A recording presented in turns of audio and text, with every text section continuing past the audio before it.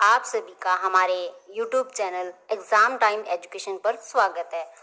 तो बच्चों, आज हम 6th क्लास के साइंस के लेसन नंबर 8 शरीर की गति के बारे में जानेंगे और उससे संबंधित सभी प्रश्नों को हल करेंगे। वीडियो को पहले ही लाइक कर दें क्योंकि इसमें आपको आपके एग्ज़ाम से रिलेटेड सभी क्वेश्चंस मिलेंगे और आपका एक भी क्वेश्चन नहीं छूटेगा। वीडियो को एक बार देखने के बाद अगले दिन अवश्य देखें ताकि आपकी रिवीजन हो जाए और आपके सभी प्रश्न जो है वो अच्छे से याद हो जाएं। तो चलिए बच्चों, शुरू करते हैं आज का हमारा ये लेसन। यहाँ पर आपको एक कंकाल का चित्र दिखाई दे रहा है। कंकाल क्या होता है? हमारे शरीर के हड्डियों के ढांचे को जो है वो कंकाल कहते हैं और ये कंकाल क्या करता है? ये हमारे शरीर को आकृति प्रदान करता है। इसमें आपको भिन्न भिन्न हड्डियां भी दिखाई दे रही है। इस पिक्चर के अंदर, इस एक्सरे के अंदर आपको जो हम टांग की हड्डी है वो दिखाई गई है। इन हड्डियों में आपको यहाँ पर जो हड्डी दिखाई दे रही है उसके अंदर जो जोड़ है वो एक दूसरे के अंदर फिक्स हुए हैं, जुड़े हुए हैं। लेकिन यहाँ पर जो है वो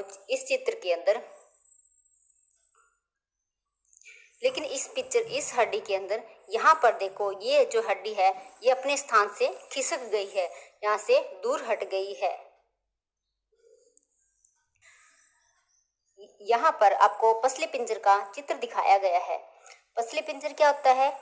यह वक्ष की अस्थि एवं मेरुदंड से जुड़कर बना एक बक्सा होता है। इस बक्से का काम क्या होता है? हमारे शरीर के जो कोमल अंग होते हैं उनकी सुरक्षा करना ही इसका काम है। ये हमारे फेफड़े और हमारा जो हृदय होता है उनकी सुरक्षा करता है। तो चलिए बच्चों, शुरू करते हैं हमारे आज के प्रश्न। आज का हमारा पहला प्रश्न है, संधि किसे कहते हैं? संधि क्या होती है? जहां दो अस्थियां एक दूसरे से जुड़ी होती है। क्या होता है? अस्थियां मतलब हड्डियां। जहां दो हड्डियां या दो अस्थियां एक दूसरे से जुड़ी होती है उसे संधि कहते हैं। क्या कहते हैं? उसे संधि कहते हैं।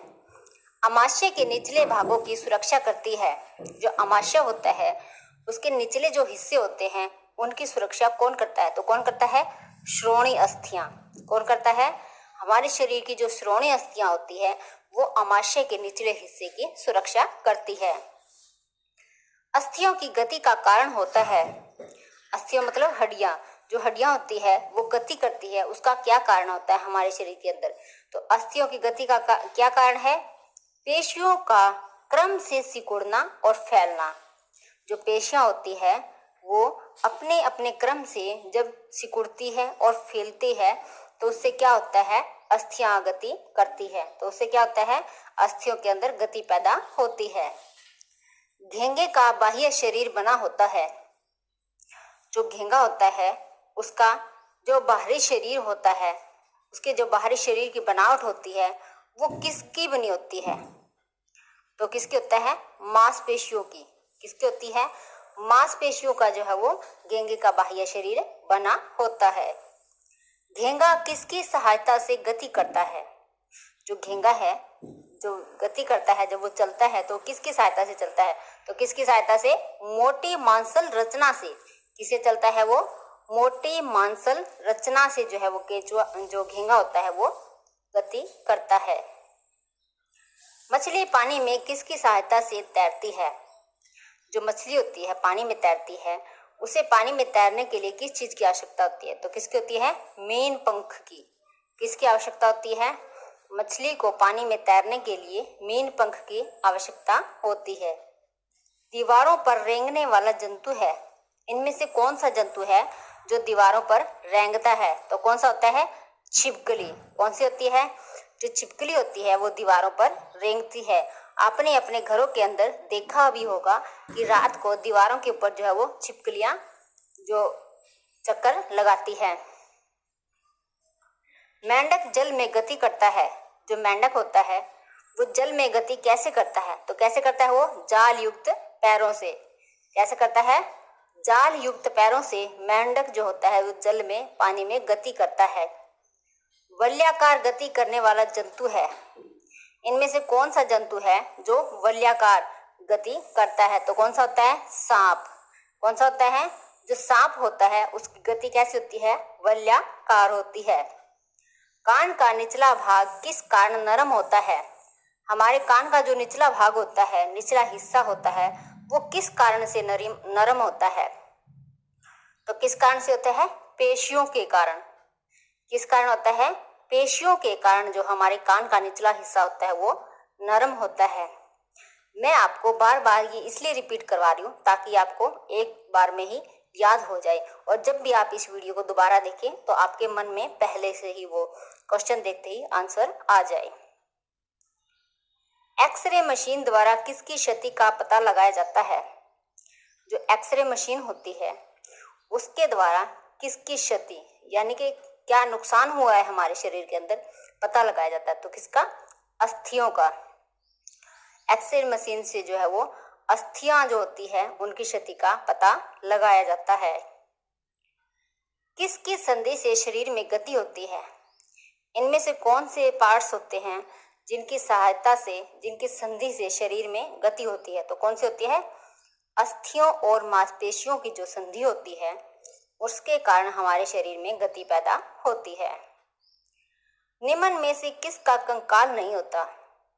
इनमें से कौन सा है जिसके शरीर के अंदर कंकाल नहीं होता है, हड्डियां नहीं होती? तो कौन होता है? केंचुआ। जो केंचुआ होता है उसके अंदर हड्डियां नहीं होती है, उसका कंकाल नहीं होता। हमारे शरीर का कौन सा अंग पूर्णतः घूम सकता है? हमारा शरीर है उसका कौन सा अंग है, कौन कौन से अंग होते हैं जो पूर्णतः यानी कि पूरी तरह से घूम सकते हैं? तो कौन कौन से होते हैं? भुजा और टांग। जो हमारी भुजा और टांग होती है ये हम पूरी तरह से घुमा सकते हैं, लेकिन गर्दन, कलाई, घुटना, सिर या कोहनी को हम जो है वो सभी तरफ नहीं घुमा सकते, पूरी तरह से नहीं घुमा सकते। शरीर के किन भागों में संधि होती है? शरीर के कौन कौन से भाग होते हैं जिनके अंदर संधि होती है? तो कहाँ पर होती है? कोहनी में होती है, कंधे में होती है, घुटने और गर्दन में भी जो संधि है वो होती है।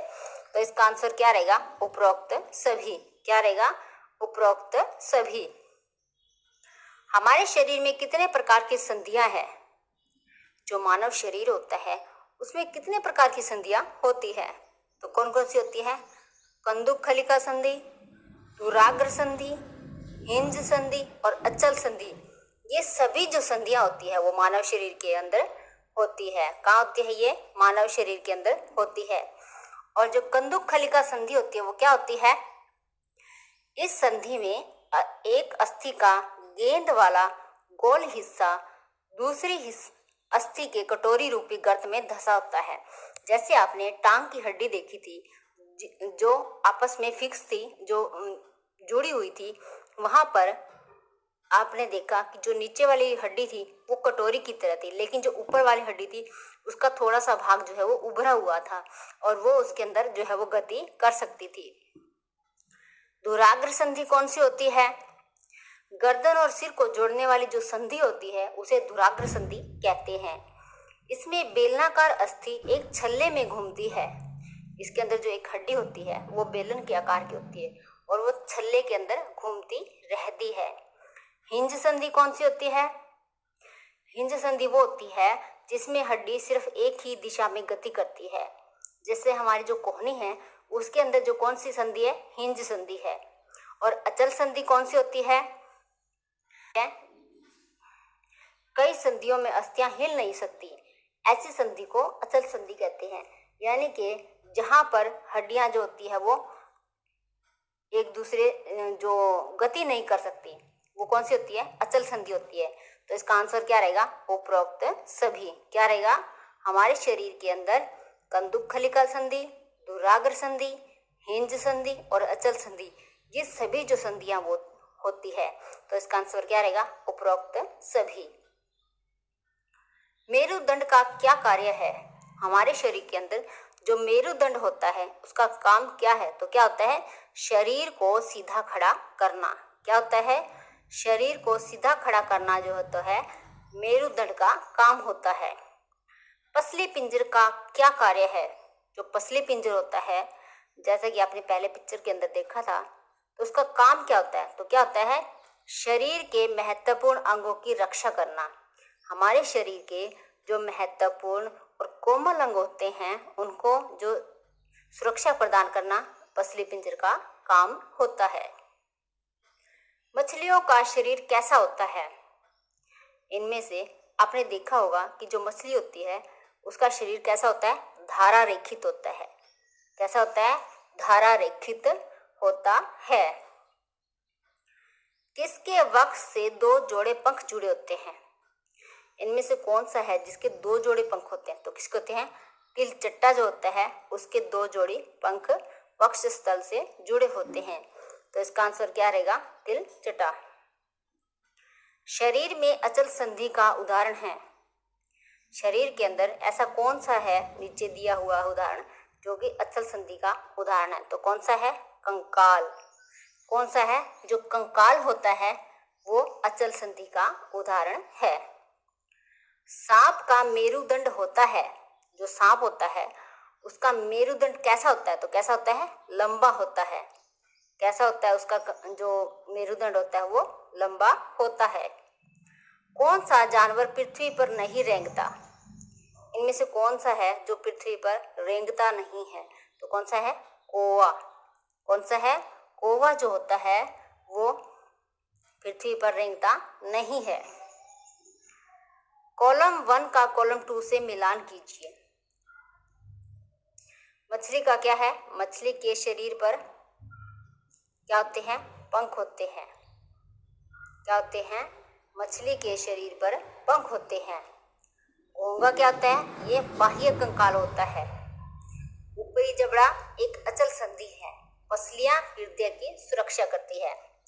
जो हमारा ऊपरी जबड़ा है वो हिलता नहीं है, लेकिन जो हमारा जबड़े का निचला हिस्सा है, जो निचला जबड़ा होता है वो हमारा बोलते वक्त, खाते वक्त जो हमारा चलता रहता है, लेकिन जो ऊपर वाला होता है वो फिक्स होता है, वो इधर उधर कहीं नहीं जाता।